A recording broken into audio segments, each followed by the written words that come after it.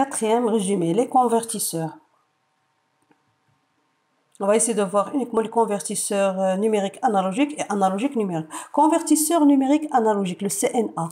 Le schéma synoptique, plusieurs entrées binaires qui composent le nombre en décimale n. Donc, n, c'est l'entrée numérique de n bits. On commence de B0 jusqu'à Bn-1.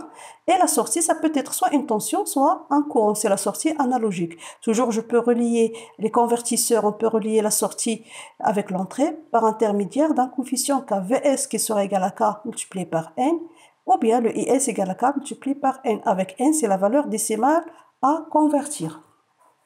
Pour le convertisseur, cette fois analogique numérique, le CAN, même principe. Mais l'entrée, c'est quoi?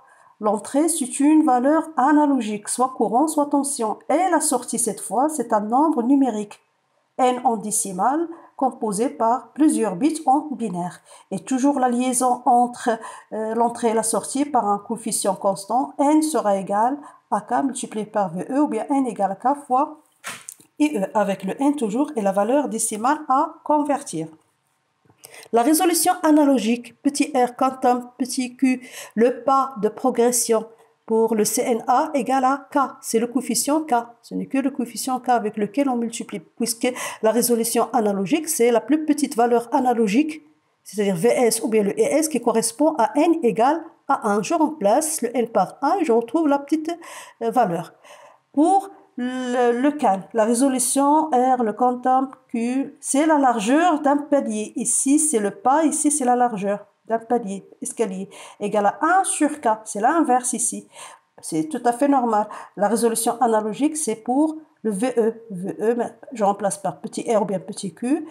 Quand est-ce que je calcule la résolution? Lorsque n prend la plus petite valeur différente de 0, c'est-à-dire n égale à 1 égale à k multiplié par r. Je peux retrouver que r ou bien petit q égale à 1 sur k. Ça, c'est en général, quels que soient les types de CNA et le type de CAN.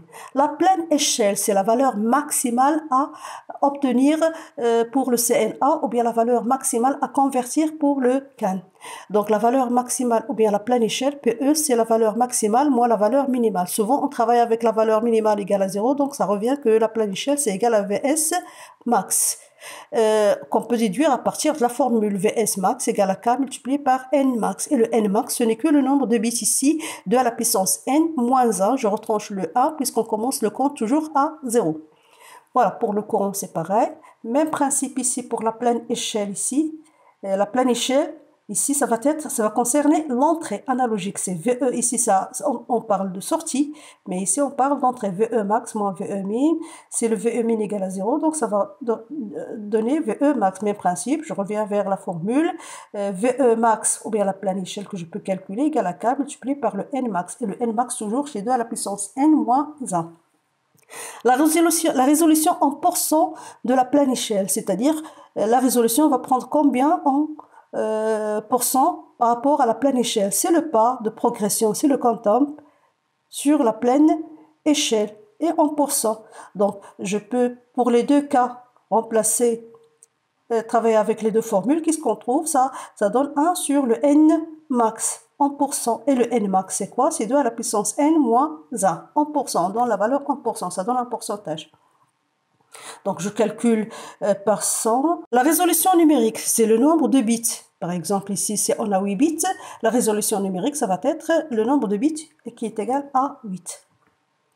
Maintenant, la caractéristique de transfert, c'est-à-dire pour le CNA, c'est le VS ou bien le ES en fonction de N. Et pour le CAN, c'est le N en fonction de VE ou bien en fonction de IE. Donc ici, vous pouvez remarquer pour la caractéristique de CNA, l'axe vertical, l'axe horizontal. Pour l'axe horizontal, c'est le nombre en décimale, 0, 1, 2, 3, etc. jusqu'à le N max. Et pour l'axe vertical, c'est le quantum, le pas des escaliers. La forme, c'est la forme d'un signal numérique. Q, 2Q, 3Q, jusqu'à ce qu'on arrive à VS max qui correspond à N max. Pour le CAN, l'axe maintenant horizontal, qu'est-ce qu'il représente? Elle représente l'information analogique. Donc ici, c'est le palier de l'escalier, d'accord? Le palier de l'escalier. quantum 1, 2, 3, 4. Et ici, on représente le nombre. Pour chaque quantum, c'est l'équivalent numérique 1, 2, 3, jusqu'à ce qu'on trouve le Nmax. Le Nmax, il sera l'équivalent de Vs max. Bien sûr, à ne pas oublier que le Nmax, c'est égal à 2 à la puissance n moins 1. Toujours, je retranche le 1 ici, puisqu'on commence le compte de 0. 0, 1, 2, 3, jusqu'à le Nmax. Même principe ici, 0, 1, 2, 3, jusqu'à le Nmax.